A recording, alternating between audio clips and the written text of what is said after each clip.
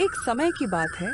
किसी नगर के छोर पर एक छोटी सी कुटिया में एक साधु रहा करता था। वह हमेशा ईश्वर की भक्ति में लीन रहता था। नगरवासी उसका बहुत आदर करते थे और अक्सर उसे कीमती वस्तुएं दान में देते थे। ईश्वर तुम्हें सुखी रखे बेटा। एक दिन साधु ने अपने शिष्य को बुलाया।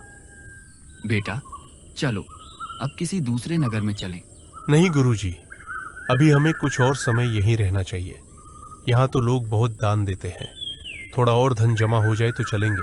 धन संग्रह करके क्या करेगा बेटा? हमें धन की क्या आवश्यकता? सच्चा सुख तो त्याग में है। धन संग्रह नहीं करना, तू चल मेरे साथ।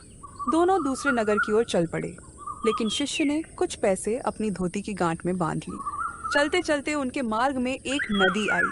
सामने एक नाव थी। नाविक ने कहा, नदी पार कराने के लिए 4 रुपए लगेंगे। चलना है तो बताओ। साधु के पास पैसे नहीं थे और शिष्य देना नहीं चाहता था। साधु शांत होकर नदी किनारे बैठ गया। धीरे धीरे शाम होने लगी। गुरुजी, अब रात यहाँ कैसे बिताएंगे? ये तो जंगल है, कहीं जंगली जानवर आ गए तो? बेटा अगर डर लगता है तो नाविक को पैसे दे दो। शिष्य ने मन मार कर गांठ से पैसे निकाले और नाविक को दे दिए। नाविक ने दोनों को नदी पार करा दी। देखिए गुरुजी, अगर मैंने पैसे न रखे होते तो आज क्या करते? सोच कर देख बेटा, पैसे जमा करने से तुमको सुख नहीं मिला, बल्कि पैसे का त्याग करने से ही तुम्हें सुख मिल सका। सुख त्याग में ही रहता है, जमा करने में नहीं।